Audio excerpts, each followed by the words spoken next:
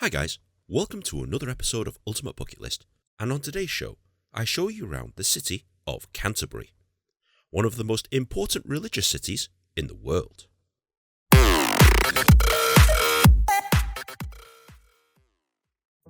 Many religious people will undergo a pilgrimage and visit a holy site once in their lives. For Catholics, this is Rome and the Vatican City. For Muslims, this is Mecca. If you're a Jew, you'll visit the Holy Land and Jerusalem. But if you're a Protestant or an Anglican, that place is Canterbury. A city that's located 90 minutes southeast of London, it's the most important holy city in England and a major site of pilgrimage visited by millions of people for thousands of years.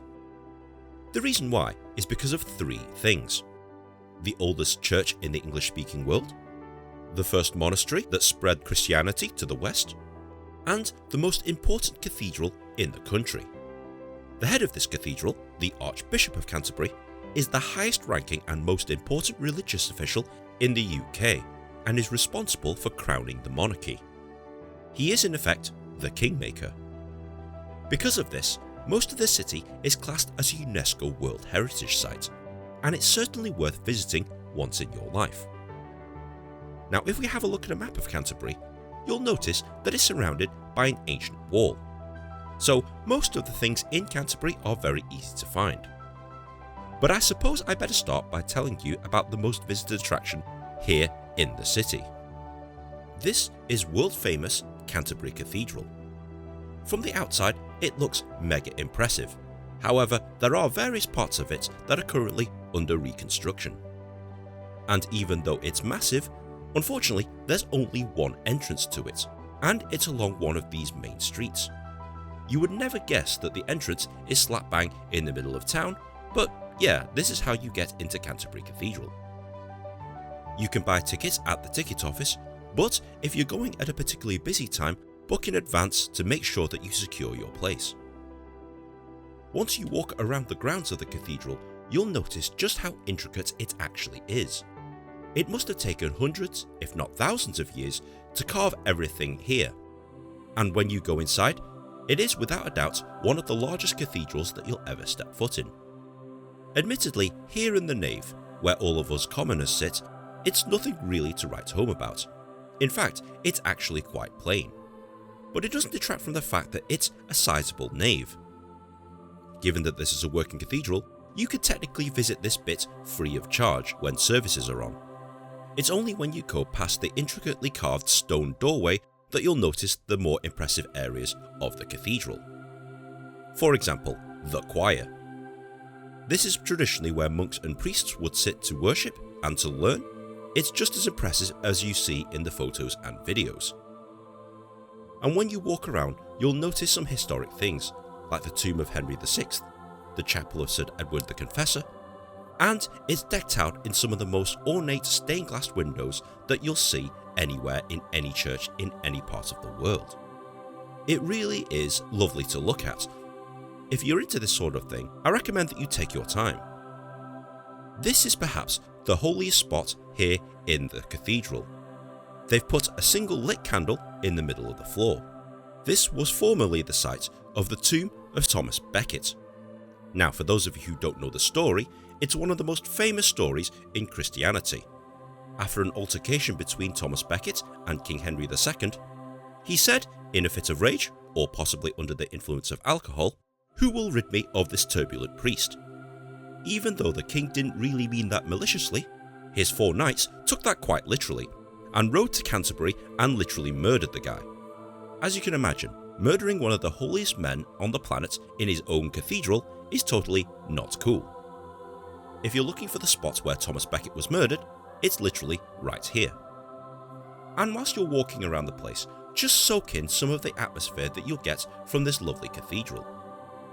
There's lots of things to do and see and learn about, but to get the full experience, I recommend that you pay for a guided tour of the place. It costs a little bit extra, but you'll certainly learn about the things that you'll see that you'll probably never know about unless it was pointed out to you. This is especially the case around the cloisters, where the monks used to live, and some of the inner parts of the church. For example, the medieval paintings here, the meaning of the carvings on the pillars, and some of the areas of the underground crypt. It's all very educational, and I never would have guessed this was all here unless I paid for a tour of the place. But it's definitely a lovely cathedral to visit. And even if you don't want to go inside the cathedral itself, around the grounds it's actually quite nice. What's also quite nice is if you wander around some of the streets surrounding Canterbury Cathedral. Especially this street here that runs from right to left. It's the main high street that runs through Canterbury. And you'll notice various old buildings, it's all very ancient and retro, and it's nice to just walk around and see the old buildings mixed in with the very, very modern shops.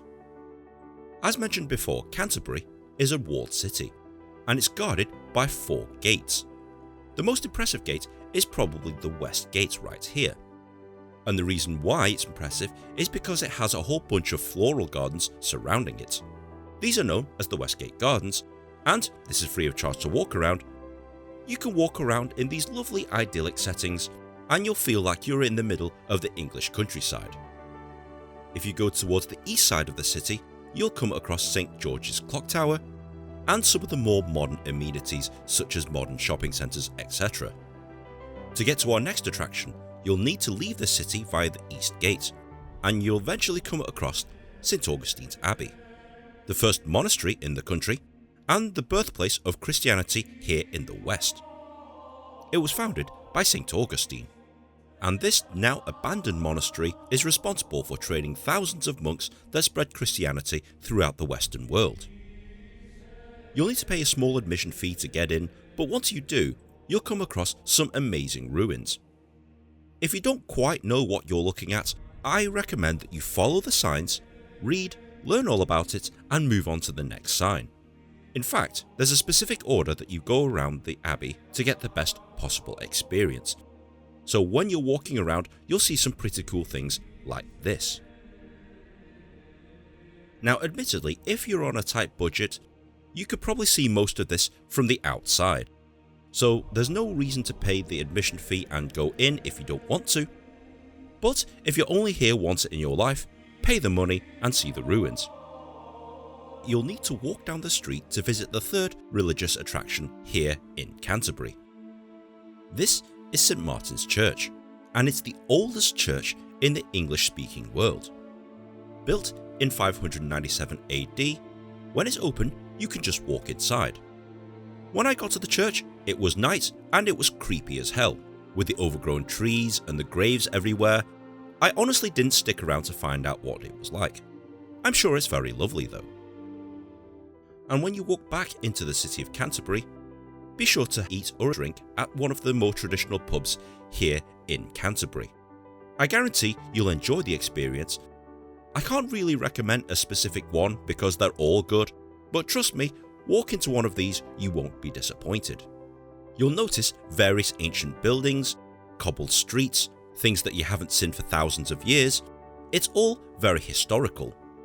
But you might also come across a statue of this guy. This is Geoffrey Chaucer, the father of modern English literature and the author of the famous Canterbury Tales. If you're a fan of the Canterbury Tales, there's a whole museum dedicated to it. But as Canterbury is also a famous Roman town, it also has its own Roman museum. Located directly in the middle of the city, you can actually learn all about the history of Roman Canterbury. I've been to a lot of Roman museums before, and I honestly wasn't too impressed with this one. Here's a mosaic showing my displeasure. So if you are a history buff, pay to see it, but otherwise, don't. And if you've got £1 million to spare, you can buy this really old building. I personally won't be doing that anytime soon. But as night falls and daylight disappears, Canterbury turns into a very happening night spot. All the places that I showed you before make for some great nights out, and the prices out here aren't too bad at all. There's plenty of bars, shops, restaurants, things to whittle your night away. Now me, I'm a classy guy. I don't particularly enjoy going out and getting drunk. I'd much prefer to do something cultural instead. So that's why I'm here at the Marlow Theatre. A surprisingly ultra-modern building located amongst all this historic stuff. It's quite a sizable theatre, and on the day that I went, I caught a showing of Sir Andrew Lloyd Webber's School of Rock. The film was cheesy, but I gotta admit the musical was very good, and the theatre itself a lovely place to watch something like this. So if there's something on at the Marlow Theatre at night, I recommend that you actually have a look at it. Overall, if you are a religious person or want to experience some history and culture in modern settings, Canterbury comes highly recommended. And if you are in London or anywhere near London, Canterbury is definitely worth a day trip. Definitely visit this place once in your life. Okay Nin, I'm sold. What do I need to do? Well, you'll need to come to the city of Canterbury. If you're coming from abroad, you'll most likely have to fly to one of the London airports and take public transportation in. It's located about 90 minutes southeast of central London, and there's plenty of trains and buses that will take you here. When you're in the actual city itself, you don't need public transport to take you around the place, everything is within walking distance. If you're looking for a place to stay, Canterbury has some decent hotels located within the city walls, but I tend to find that the most cost-effective ones tend to be outside of the city, so bear that in mind when you're booking this trip. Food and drink here is very reasonable, certainly a lot cheaper than London prices. As for the cost of attractions, by themselves they're actually not too bad, but if you're planning to do absolutely everything in a single day, it can quickly add up. Is there anything else I need to know? Yes, because this is one of the most important religious sites in the country, they take security very seriously, and Canterbury Cathedral has its own police force. If you're looking to protest or otherwise cause trouble, you will be arrested on site. Also, because most of the city is classed as a UNESCO World Heritage Site, droning around the city is strictly forbidden. If you're going to chance it, make sure you fly outside of the city walls, because anything within the realms of the cathedral will lead to your instant arrest. If you've enjoyed this episode, please be sure to like, share and subscribe. Comment on the comment section below, and if you've got any other bucket list ideas, tweet them at me. If I get enough suggestions, I'll go ahead and do that. So guys, thank you very much for watching, and we'll see you in the next episode.